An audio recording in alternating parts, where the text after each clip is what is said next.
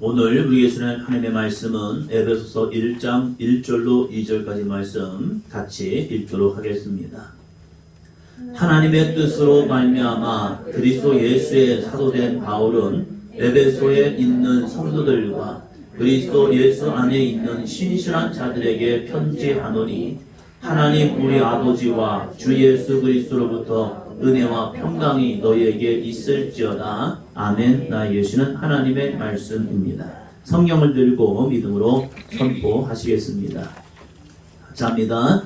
나는 성령님께 순종합니다. 나는 이웃에게 복음을 전합니다. 나는 이웃을 섬깁니다. 할렐루야. 스스로에게 믿음으로 고백합니다. 나는 그리스도입니다. 예수님은 나에 안에 거하십니다. 옆 사람을 보시면서요. 예수님은 당신 안에 거하십니다.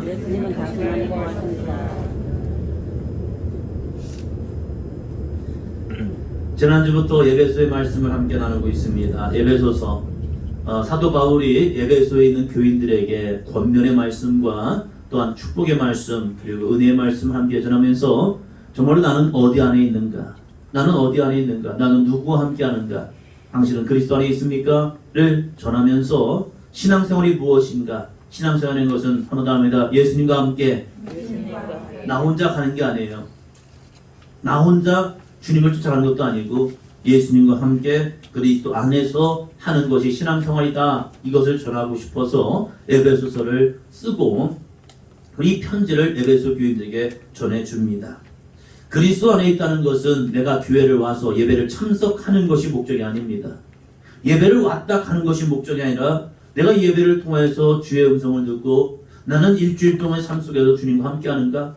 주일날 교회를 왔기 때문에 내가 믿음의 삶이 아니라 내가 월, 화, 수, 목, 금, 토 이 6일의 삶을 통해서도 나는 주님과 함께 살고 있는가?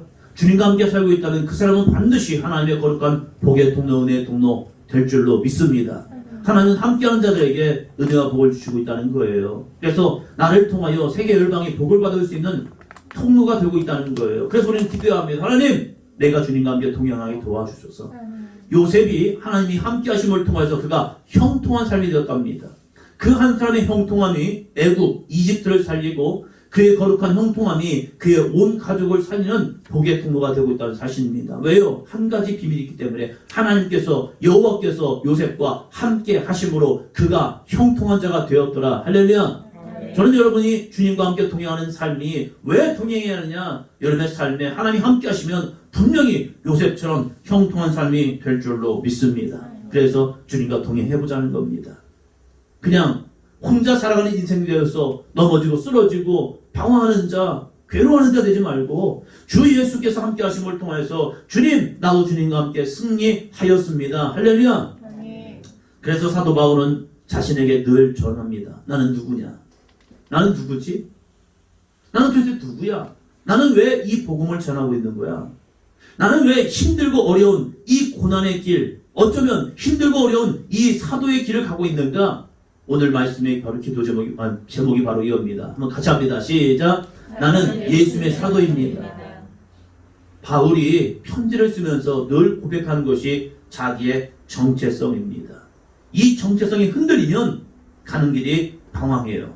그러나 나의 정체성이 확실하면 그의 삶은 거룩한 은혜의 길을 갈 수 있고 자기가 하는 목적을 이룰 수 있습니다. 첫째입니다. 같이 합니다. 나는 예수님의 사도입니다. 나는 어떠한 사람이라고 여러분 바라보고 계십니까? 나는 어떠한 사람이라고요? 긍정적인 사람은요, 늘 어떠한 일을 만나든지 좀 힘들고 어려울지라도 내 안에서 내일에 대한 소망을 가지고 살아갑니다. 왜요? 긍정적인 사고를 갖고 있기 때문에. 그러나 부정적인 사고를 가지고 있는 사람들은요, 늘 자신을 비하합니다. 그리고 스스로에게 이렇게 말합니다. 넌 안 돼. 나는 안 돼. 나는 하는 일마다 족족 실패해. 내가 투자하는 것마다 늘 왜 이렇게 안 될까? 나는 뭔가를 시도하면 왜 이렇게 무너지지? 왜 이렇게 나는 방황할까? 스스로를 비하하면서 살아가는 모습도 있더라고요. 어쩌면 귀신 들린 아이를 데리고 왔던 그 아버지의 모습과 좀 유사한 것 같아요. 마가복음 9장 22절입니다. 같이요. 귀신이 그를 죽이려고 불과 물에 자주 던졌나이다. 그러나 무엇을 하실 수 있거든 우리를 불쌍히 여기사 도와주소서. 이 아버지의 내용을 보면요, 우리는 이렇게만 합니다. 아, 저 사람 믿음 있나 보구나. 왜요? 예수님께 나왔지요. 그리고 자신의 문제를 예수께 내어놨잖아요. 그래서 자신의 아들이 귀신이 들려서 불과 물에 자주 던졌나이다. 그러나 무엇을 하실 수 있거든 우리를 불쌍히 여기소서. 예수 앞에 자기의 문제도 내어놨단 말이에요. 그러니까 우리는 이렇게만 하면 아, 저 사람 믿음 있나 봐.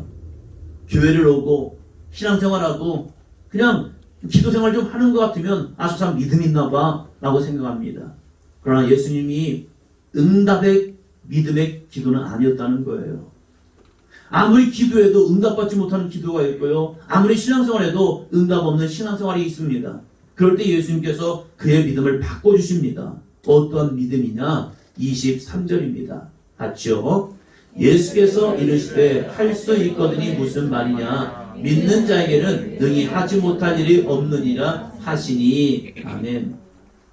예수님이 그 아버지에게 원하는 믿음의 모습이 있어요. 그것은 너가 기도했기 때문에, 너가 나에게 문제를 가지고 왔기 때문에 응답되는 것이 아니라, 그냥 아무나에게 응답되는 것이 아니라 믿고 구하는 자에게 응답되는데, 그 믿음은 무엇이냐? 한번 답니다. 예수님은 반드시 하십니다. 예수는 반드시 하십니다라는 믿음이요. 내 힘이 아니라 내 능력이 아니라 예수님이 주시는, 예수님이라면 반드시 하십니다. 그래서 믿는 자에게는, 그 믿는 자라는 것은 예수는 반드시 하신다는 분명한 믿음을 가지고 나아가는 자에게는 능히 하지 못할 일이 없느니라. 그래서 우리가 기도할 때에 내 마음에 의심이 생기고 불안하고 염려가 되면, 내 마음에 이거 안 될 것 같다 라는 마음이 생기면 우리는 주님 앞에 다시 기도해야 합니다. 주님, 나에게 믿음을 주세요. 나에게 믿음을 주세요. 내 믿음이 흔들립니다. 내 믿음이 약합니다. 주여, 나에게 믿음을 주세요. 한번 답니다. 예수님, 나에게 믿음을 주세요. 이 믿음으로 설 때에 주님은 그 믿음의 간구를 반드시 응답하십니다. 왜요? 마태복음 7장 11절입니다. 너희가 악한 자라도 좋은 것으로 자식에게 줄 줄 알거든 하물며 하늘에 계신 너희 아버지께서 구하는 자에게 좋은 것으로 주시지 않겠느냐. 하늘에 계신 너희 아버지께서 구하는 자에게 좋은 것으로 주신다는 거예요. 하나님은 멀리 있는 하나님이 아니라 바로 나의 아버지가 되어주시겠다고 말합니다. 그리고 하나님 아버지께 우리는 기도해야 합니다. 하나님, 나에게 돼요. 나에게 돼요. 나에게 돼요. 그 은혜가 무엇이냐? 그 축복이 무엇이냐? 바로 자기를 알아가는 거라는 거예요. 너가 누구냐? 그래서 사도 바울은 우리는 마땅히 하나님께 구할 수 있는 은혜가 있다. 그 은혜가 무엇이냐? 바로 하나님의 자녀가 되었기 때문이다 라고 말씀하고 있습니다. 사울, 이 바울은 처음부터 예수 믿는 사람이 아니었잖아요. 그리스도를 핍박하는데 앞장섰던 이 사도 바울이 예수를 만나는 사건이 있는 거죠. 사도행전 9장 4절입니다. 같이요. 땅에 엎드려져 들음에 소리가 있어 이르되 사울아 사울아 내가 어찌하여 나를 박해하느냐 하시거늘. 부활하신 예수를 만나는 사건이요. 이 사건을 통해서 자신의 인생이 변화된 겁니다. 자신은 예수를 핍박하던 자에서 예수를 짜는 사도로 바뀐 거예요. 어느 순간에 자신의 모습이 변화된 거예요. 왜요? 그 안에 예수님이 계셨기 때문에. 여러분, 변화를 꿈꾸십니까? 변화를 원하십니까? 내 안에 주님이 오시면, 주님이 거하시면 반드시 나는 변화됩니다. 할렐루야.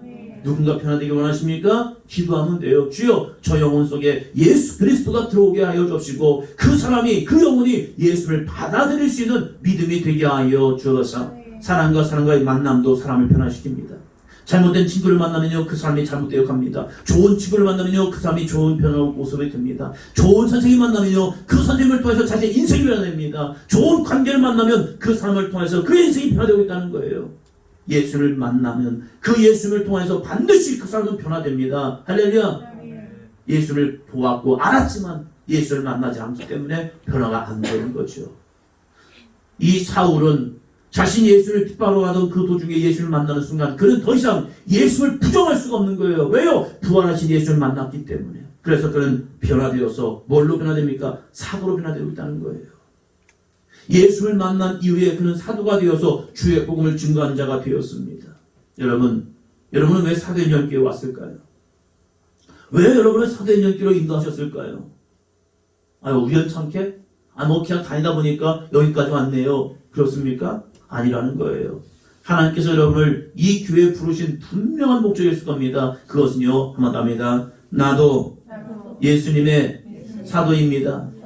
나도 예수님의 사도로 우리를 변화시키기 위해서 사도행전교회라는 교회로 여러분을 불러주신 줄로 믿습니다. 종교인은 쉬워요. 그냥 내가 필요할 때 교회를 오면 돼요. 내가 문제가 있을 때 하나님께 부르짖어 기도하면요, 응답될 수 있을 겁니다.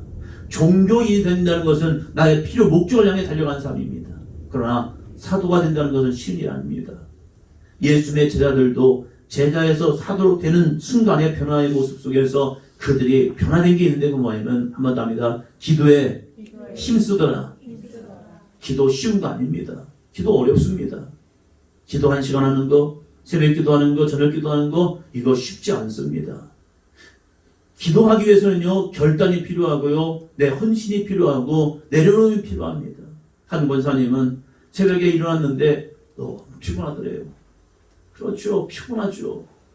목사님 저도 어떻게 그런다니까요. 조금만 더 잤으면 좋겠다. 여러분이 얼마나 바빠요. 제가 주부 생활을 좀 몇 주간 해보니까 주부 진짜 바쁘더라고요. 설거지하고 나면 또 설거지가 있고, 뭐 밥 차려주고 나면 금방 또 밥 차려하고, 진짜 바쁘더라고요. 아침 새벽 시간에 일어나서 기도한다는 거, 이거 쉬운 일 아닐 거예요. 그래서 이렇게 기도했대요. 하나님, 오늘 수요일이니까 그냥 오늘 새벽에 그냥 자고 수요일에 갈게요. 근데 잤는데 자기가 교회 와 있더래요. 신기하죠?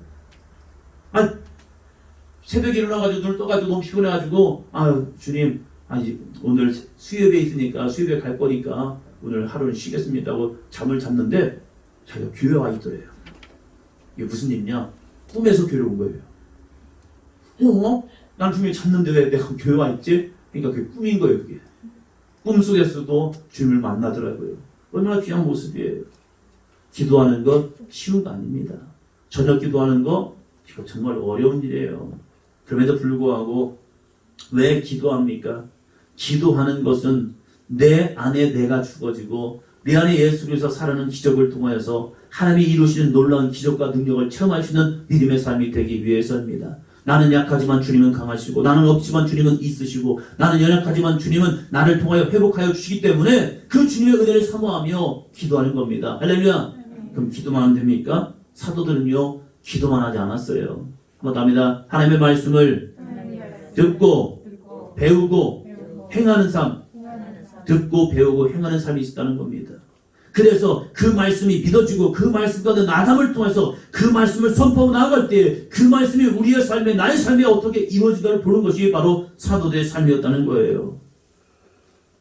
사도 바울도 나는 사도입니다 라고 고백하는 이유는 끊임없이 기도하며 하나님의 말씀이 그러한가를 상고하면서 그 말씀을 외쳐가면서 나아갈 때에 그 사도 바울이 나가는 곳마다 많은 곳이 회복되고 치유되고 예수 믿지 않는 자들이 예수 그리스도를 믿는 기적을 경험하게 되는 겁니다. 할렐루야.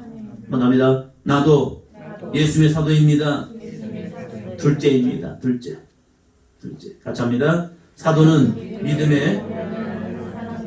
믿음의 권면. 사도 바울이 이 에베소서를 쓴 이유가 있습니다. 복음을 전해서 그들이 예수를 믿었습니다. 예수를 믿은 것이 완성이 아니라는 거예요. 예수를 믿은 것이 완성이 아니라 우리의 신앙에 믿는 이유는, 신앙생활 하는 이유는 한번 더 합니다. 예수님을 닮아가기 위해서. 옆 사람이 물어보십니다. 예수님을 닮으셨나요? 우리는 완성이 아니에요. 여전히 부족할 수 있습니다. 그러나 이 부족함으로 끝내는 것이 아니라 예수님을 닮아가기 위해서 애쓰고 힘쓰고 믿음으로 나가는 거예요.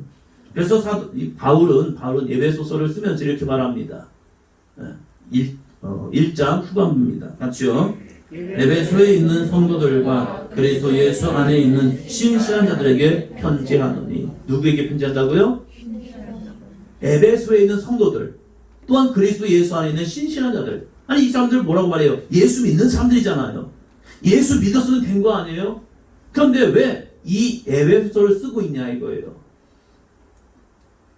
예수를 믿은 것은 마침표가 아니에요. 시작점이라는 거예요. 그들이 어떻게 신앙생활하는 것이 맞는가? 하나님과의 나와의 관계도 중요하지만 내가 남편과의 아내와의 관계에서, 부모와 자녀와의 관계에서, 세상에 믿지 않는 사람들과의 관계에서, 믿음 안에 있는 동료들과의 관계에서 어떻게 신앙생활하는 것이 맞는 것인가를 이 에베소서를 통해서 전하고 있다는 거예요. 그래서 이 말씀을 전하고 받는 사람이 누구냐?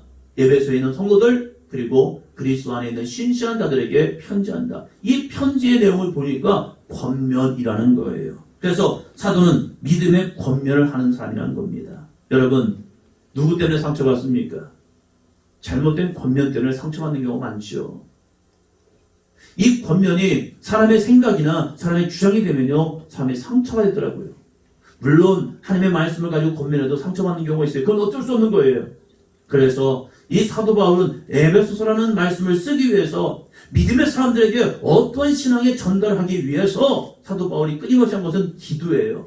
왜요? 이 말씀이 그 사람에게 상처받지 않도록. 그리고 내 생각을 가지고 권면하는 것이 아니라, 한번 더 합니다. 하나님의 말씀을 가지고 권면할 때 살아납니다. 내 주장하면 안 돼요. 교회가 내 주장을 하면요, 교회가 오합지졸이 됩니다. 교회의 주장은 반드시 하나님의 말씀이 되어야 합니다. 그런데 그 말씀이 내 생각으로 하는 것이 아니라 하나님께서 내 입술을 통하여 하나님의 말씀을 전달할 수 있는 은혜가 주어도 말씀을 전달하는 거예요. 그래서 이 바울은 에베소 교인들에게 편지를 쓰고 믿음의 신실한 사람들에게 편지를 쓰는 이유는 아직 완성되지 않은 신앙 속에서 주 예수를 닮아가는 신앙이 되라고 이 말씀을 쓰고 있다는 거예요. 여러분의 모습에서도 여러분의 배우자들에게, 여러분의 자녀들에게 신앙의 권면이 있기를 주의 이름으로 부탁을 드립니다. 또한 믿음의 성도들끼리, 집사님들끼리, 권사님들끼리, 권사님과 집사님과 집사님과 권사님들이 하나님의 말씀 안에서 아름다운 신앙의 권면했으면 좋겠어요. 에이, 저 사람은 이 환경 때문에, 상황 때문에 안 돼. 이게 아니라 하나님이 기뻐하시는 믿음의 분량으로 잘할 수 있도록 서로 권면해 주는 거예요. 그러나 이 권면이 상처받지 않도록 끊임없이 기도하는 게 필요하죠. 그리고 내 생각이 아니라 하나님의 말씀으로 권면하는 모습이 필요하고, 이것이 내 자랑이 되지 않도록 늘 겸손한 믿음으로 다른 사람을 나보다 낮게 좋게 여기는 믿음을 가지고 당신도 할 수 있습니다. 옆 사람 말합니다. 당신도 할 수 있습니다. 당신도 할 수 있습니다. 당신은 안 돼. 이게 아니라 당신도 할 수 있어요. 당신도 믿음의 신실한 사람으로 참여할 수 있습니다. 당신의 가정도 회복될 수 있습니다. 그런데 이렇게 말씀 가지고 나아가면 되지 않을까요? 내가 당신을 위해 기도하고 있고 중보기 도와하고 있습니다. 당신의 가정도 반드시 이루어지고 회복됩니다. 할렐루야. 이러한 권면. 권면하면 상처받더라고요. 난 다 안 할래요. 이건 더 이상 더 무서운 거예요. 권면해서 상처받을 수 있습니다. 그러나 그 사람이 바로 세워질 수도 끊임없이 하나님의 말씀으로 권면하지 않으면요, 자기 신앙이 옳은 것처럼 자기 신앙에 빠지고 있다는 거예요. 그래서 교회는 하나님의 말씀으로 권면하고 양육할 때 그 교회가 하나님이 기뻐하시는 거룩한 삶으로, 성도들의 삶으로 되어질 줄로 믿습니다. 셋째입니다. 셋째. 같이요. 다른 사람을 축복하는 사도가 됩시다. 책망만 하고 권면만 합니까? 아니에요. 사도의 직분을 보면요, 축복하는 자라는 거예요. 민수기 6장 사절에 보면 이제 제사장들이 백성들을 축복하잖아요. 하나님께서 이스라엘 백성들의 가운데 제사장을 세운 목적이 무엇이냐? 하나님께 제사하는 것도 목적이지만 그 제사가 끝난 이후에 너희는 이렇게 이스라엘 백성들을 축복하래요. 사도들은 축복의 권한이 있습니다. 우리 사도인전교회 성도들이 다 같이 사도가 되어서 여러분의 가정을 축복하고, 먼저 한번 합니다. 나 자신을 축복하는 자. 나 자신을 축복했으면 좋겠어요. 어떠한 축복이요? 2절 말씀입니다. 같이 합니다. 하나님 우리 아버지와 주 예수 그리스도로부터 은혜와 평강이 너에게 있을지어다. 하나님 아버지와 주 예수 그리스도로부터, 즉 하나님으로부터, 예수 그리스도로부터 은혜와 평강이 너에게 있을지어다 라고 말합니다. 은혜란 게 무엇입니까? 헬라어로 보니까 카리스래요. 카리스. 은혜. 은혜라는 것을 보면요, 받을 자격이 없는 사람에게 거저주는 호의 행위입니다. 이 사람은 받을 수 없어요. 받으면 안 돼요. 그런데 하나님께서 그 사람에게 받을 수 있는 자격을 그냥 부여하신 거예요. 왜 주십니까? 라고 말할 때 한 가지예요. 하나님의 자녀가 되었기 때문에. 이 사람도 하나님의 자녀가 되었기 때문에 이 사람에게 그 자녀의 특권으로 주겠다는 거예요. 그것을 은혜라고 말하는 거예요. 여러분, 어떤 은혜를 꿈꾸십니까? 어떤 분을 보면요, 너무 신령해요. 너무 신령해서 이렇게 말합니다. 한번 따라해보세요. 나에게는요, 영적인 은혜만 있으면 돼요. 참 신실하신 분이에요. 그런데 우리가 영적인 은혜로만 살아갈 수 있습니까? 아니에요. 육적인 은혜도 필요한 거예요. 내가 하나를 심었을 때 그 하나를 심음을 통해 하나만 열매 맺으면 그 헛수고입니다. 이제 봄이 되어서 많은 농사꾼들이 열심히 심죠. 심을 때 기적을 경험하게 됩니다. 심을 때 어떤 경우는요 30배, 60배, 100배의 결실을 맺습니다. 어떠한 복이요? 영적인 복이요. 저는 우리 사도행전교회 여러분의 성도들의 삶이, 가정이, 직장이, 사업장이 여러분에게 30배, 60배, 100배의 결실을 맺는 거룩한 삶이 되기를 주의 이름으로 축원합니다. 육적인 복이 흘러넘침을 통해서 그걸로 그냥 세상을 속에 파묻혀 사는 인생 되지 말고 그 육적인 복을 통해서 많은 곳에 베풀고 나눌 수 있는 축복의 통로가 되기를 주의 이름으로 축원합니다. 우리 지방에 양구감리교회가 있습니다. 이 양구감리교회가 부활절이 지나면서 헌금을 했어요. 그 헌금을 가지고 어떻게 쓸 건가? 뭐 교회를 위해서 쓸 수도 있겠죠. 그런데 저희 동지방에, 춘천 동지방에 25교회 교회 정도의 5천만 원 미만의 교회가 있어요. 연결산. 그러니까 이 교회들이 뭐 부담금 내고 지금 코로나 시대를 살아가면서 많이 힘들고 어렵지요. 그러니까 이 양국교회가 지방 내에 좀 손꼽히는 교회니까요. 그 교회가 그 부활절 헌금을 통해서 어떻게 쓸까 고민하시다가 결정하셨나 봐요. 그 5천만 원 미만 교회들 부담금을 좀 내주자. 왜요? 부담되니까. 그래서 이 부담금을 좀 어느 정도 내주자 해서 교회마다 프로테지를 내가지고 도와줬더라고요. 있으니까 도와줄 수 있는 거예요. 없으면요 도와주고 싶어 도와줄 수 없는 거예요. 저는 우리 사도행전교회가 영적인 은혜만 충만한 것이 아니라 육적인 은혜의 복도 충만할 수 있는 교회가 되기를 주의 이름으로 축원합니다. 그래서 우리만을 위한 신앙이 아니라 주변에 있는 교회들을 돌봐보며 세계에서 선교하시는 목사님들, 선교사님들 얼마나 수고하고 애쓰는데요. 그들에게 베풀고 나눌 수 있는 거룩한 복의 통로. 여러분의 가정만 먹고 쓰는 것으로 풍족함을 누림을 통해서 하나님이 나에게 복 주셨네 자랑하는 것이 아니라 여러분의 풍족함이 또 다른 누군가의 흘러감을 통해서 그들에게 베풀고 나눌 수 있는 아름다운 복의 통로. 그것이 바로 하나님의 주신 은혜라는 거예요. 할렐루야. 아멘. 구약에서 하나님의 은혜를 경험한 사람들의 모습을 보면 육적인 복도 얻어요. 육적인 복도 충만해요. 그래서 그것이 흘러감을 통해서 자신들의 가족을 살리고 자신들의 지역을 살리고 나라 민족을 살리는 통로가 되고 있다는 사실이에요. 저 우리 사도행전교회 가운데 영적인 은혜의 복도 충만하시고 육적인 은혜의 복도 충만하시고 건강의 복도 충만하시기를 주의 이름으로 축원합니다. 그리고 중요한 게 평강이더라고요.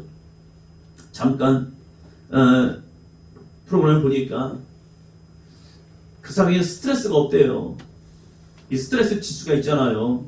자기가 느끼는 감정. 근데 자기는 스트레스를 받지 않는데 스스로에게 나는 스트레스 받고 있어. 나는 스트레스 받고 있어. 이렇게 살아간대요. 그래서 자신이 그냥 힘들게 어렵게 살아가는 거예요. 그런데 실질적인 모습에서는 그 사람은 스트레스를 안 받고 사는데 그냥 스트레스 속에 살아가고 있다는 거예요. 이게 말이 되냐? 되고 있다더라고요. 이게 무슨 말이냐? 내가 지금 주어진 상황 속에서 하나님이 주시는 평강이 없으면 늘 불안해하고 염려해요. 나의 가진 것에 만족함을 누리지 못하고 늘 나는 없어, 나는 힘들어, 난 어려워. 여러분을 보면서 스스로를 보면서 나는 잘생겼어, 나는 이뻐 이렇게 생각하시는 분 계십니까? 그 사람이 행복한 삶을 살아갑니다. 내가 만들었어요? 하나님이 나를 만드셨잖아요. 그럼 하나님이 나를 필요하기 때문에 만드신 거예요. 그래서 스스로를 바라보면서 하나님의 자녀로서 당당하게 살아가라고 말함에도 불구하고 때로는 우리 사람들 자신이 다른 사람과 비교함을 통해서 스스로를 힘들고 어렵게 살아가요. 그래서 내 안에 평강이 없어요. 그러나 성경은 말합니다. 사도 바울은 말합니다. 주 예수 하나님 우리 아버지와 주 예수 그리스도로부터 은혜와 평강이 너에게 있을지어다. 지금 무슨 말이냐? 너에게 평강이 있어야 한다는 거예요. 이 평강은 세상에서 내가 무언가를 가졌기 때문에 뭔가를 누리기 때문에 평강이 아니라 주님의 은혜가 내 안에 주어지면 내 안에 나도 모르는 기쁨과 은혜가 충만할 줄로 믿습니다. 그래서 우리는 기도해야 합니다. 한번 갑니다. 주님, 나에게 평안하게 도와주세요. 있고 없고가 문제가 아니고 아프고 안 아프고가 문제가 아니고 내 삶에 고난이 있다 없다가 중요한 것이 아니라 주 예수가 주시는 은혜의 삶이 있으면요 그 안에서 평강을 누릴 수 있는 거예요. 그래서 다윗은 이렇게 고백하죠. 시편 23편 4절입니다. 내가 사망의 음침한 골짜기로 다닐지라도 해를 두려워하지 않을 것은 주께서 나와 함께 하심이라. 주의 지팡이와 막대기가 나를 안위하시나이다. 내가 사망의 음침한 골짜기. 이 사망의 음침한 골짜기가 뭔데요? 경제적인 어려움을 당할 때도 있죠. 물질적인 어려움을 당할 때가 있어요. 질병의 아픔을 당할 때가 있어요. 사람과의 관계에서 문제가 생겨서 내가 사망의 음침한 골짜기로 다닐 때가 있다는 거예요. 그런 사망의 음침한 골짜기로 다닐지라도 내가 두려워하지 않겠다는 거예요. 왜 그럴까? 아니 저 사람이 왜 이렇게 평안하지? 왜 이렇게 마음이 넉넉하지? 왜 이렇게 근심이 없지? 무엇 때문일까? 한 가지 이유요. 한번 합니다. 하나님께서 나와 함께 하십니다. 하나님 나와 함께 하심이 내 안에 믿음으로 팍 들어오는 순간 하나님이 해결해 준다는 분명한 믿음이 생기는 거예요. 물질적인 어려움 속에서 이 물질의 문제를 하나님이 해결해 주십니다. 관계적인 문제에서 이 관계를 하나님이 열려 주십니다. 할렐루야. 이 질병에서 하나님이 나를 회복하시고 고쳐주십니다. 이 분명한 믿음이 있다 보니까 두려워하지 않고 염려하지 않고 근심하지 않고 그 안에 평강이 임하는 겁니다. 할렐루야. 사도행전 교회 여러분에게 이 주님이 주신 거룩한 은혜와 평강이 함께하는 믿음의 삶이 되기를 주의 이름으로 축원합니다. 그러하기 위해서 우리는 기도해야 하는 거예요. 주님 내 안에 와주세요. 주님이 내 안에 오셔서 은혜의 복과 물질의 복과 이 땅의 건강의 복과 사람의 관계의 복이 임할 수 있는 거룩한 한 주간의 삶이 되게 하여 주시고 내가 설령 어느 환경에 있다 할지라도 주님이 주시는 평강이 내 안에 흘러 넘쳐서 세상에 주시는 평안이 아니라 주님이 주시는 평안으로 충만케 하여 주옵소서. 할렐루야. 마지막 같이 읽습니다. 같이 합니다. 한 주간 나는 예수님 안에 거하리라. 건강하리라. 믿음으로 승리하리라. 물질이 넘쳐나리라. 만남의 복이 있으리라. 왜요? 나는 사도이기 때문입니다. 나는 사도이기 때문에 이러한 거룩한 은혜가 여러분에게 있기를 주 이름으로 축원합니다. 스스로를 한 주간 축복해보자는 거예요. 나 자신을 내가 축복한다면 하나님의 이 축복을 통하여서 나의 삶의 모든 근심과 염려, 걱정이 떠나갈 줄로 믿습니다. 스스로에게 다시 한번 선포합니다. 같이 합니다. 한 주간 나는 예수님 안에 거하리라. 건강하리라. 믿음으로 승리하리라. 물질이 넘쳐나리라. 만남의 복이 있으리라. 할렐루야. 이 거룩한 축복이 여러분만 누리는 것이 아니라 여러분의 거룩한 가정에도 함께 증거되고 함께 누릴 수 있는 거룩한 복의 통로가 되기를 주의 이름으로 축원합니다.